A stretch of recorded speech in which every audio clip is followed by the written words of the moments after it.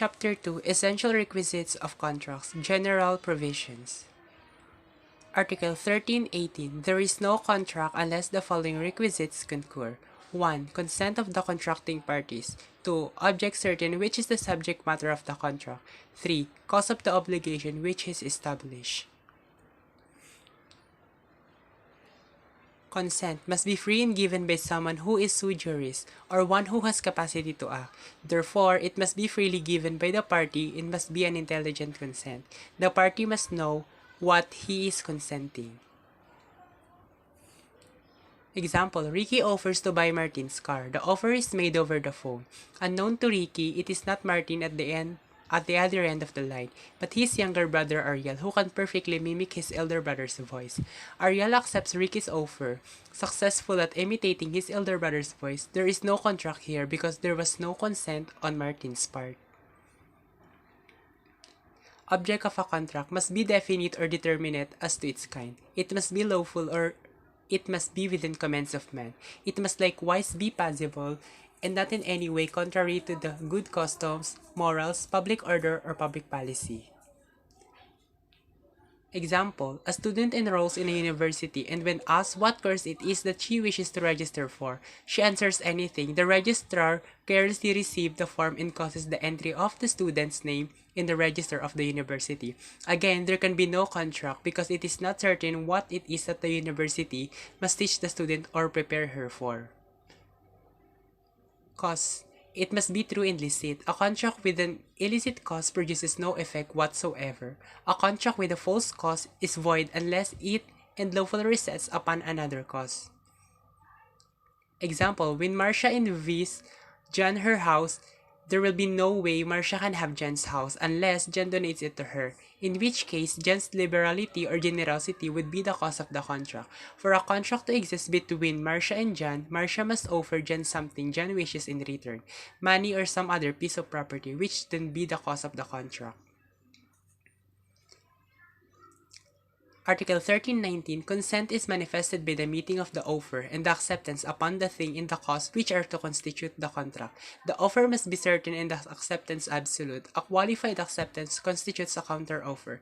Acceptance made by letter or telegram does not bind the offer, except from the time it came to his knowledge. The contract in such case is presumed to have been entered into the place where the offer was made. Consent. Consent is giving of one's conformity to the terms of the contract freely and voluntarily.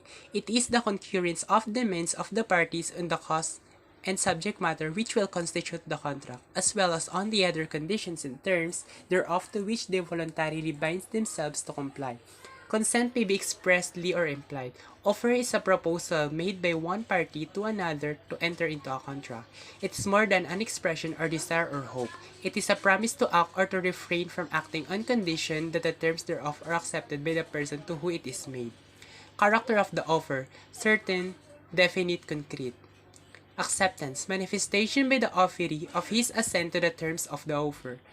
Absolute and not conditional. The acceptance made the party to an offer was made, binds the offer only from the time the offer came to know of the acceptance. The law presumes that the contract was perfected at the place where the offer was made, the place of the origin of the conception of the contract. Article 1320 An acceptance may be express or implied. Forms of acceptance of offer. Express acceptance may be oral or written. Implied acceptance, one that is inferred from the act or conduct. Examples of implied acceptance: acceptance of service, acceptance by promise, where person deliver to another a certain thing if the latter will pay a certain amount, and the other accepts by promising to so pay according to the conditions of the offer. Acceptance by fact, where an offer is made that the offerer will do something else if the offeree shall do a particular thing in both or either perform his respective act. Article 1321 The person making the offer may fix the time, place, and manner of acceptance, all of which must be complied with. Example, Roel the offerer offers 4 boxes of perfume to Elmo the offeree. That Roel gives Elmo a 1 day to accept or to reject the said offer. After 1 day, Roel did not hear from Elmo about the offer he made.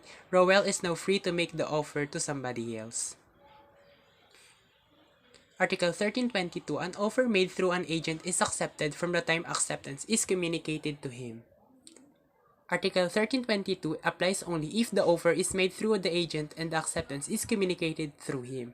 Hence, there would be no meeting of the minds if the principal himself made the offer and the acceptance is communicated to the agent unless, of course, the latter is authorized to receive the acceptance.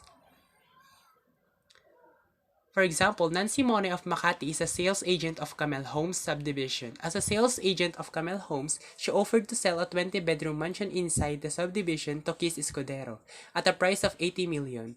Kiss Escudero agrees to buy the property for the stipulated price. The sale is valid even though the acceptance was made with the agent. Article 1323, an offer becomes ineffective upon the death, civil interdiction, insanity, or insolvency of either party before acceptance is conveyed. Example, death. Fiona offered to sell her beach resort to Shrek for the amount of 1.5 million pesos, but before the day that they are going to meet up for the payment and their contract will be made, unfortunately Fiona died. Therefore, the meeting of the mind of the two parties became ineffective because of the death of Fiona. Article 1324, when the offer has allowed the offeree a certain period to accept, the offer may be withdrawn at any time before acceptance by communicating such withdrawal, except when the option is founded upon a consideration as something paid or promised. Example, Lucy offers her 2 hectares of land to Nelly for 1 million. Nelly, however, cannot make up his mind yet as she has to conduct her husband and request for that time. Lucy is not under obligation to keep the offer open. She could offer it to someone else. However, if Nelly would like Lucy to keep the offer open, and Nelly may propose to Lucy an option contract. Under the option contract, Lucy would keep the offer open to Nelly for a specific period. Since Lucy is contractually bound to keep the offer open for Nelly, she cannot make the offer to anyone.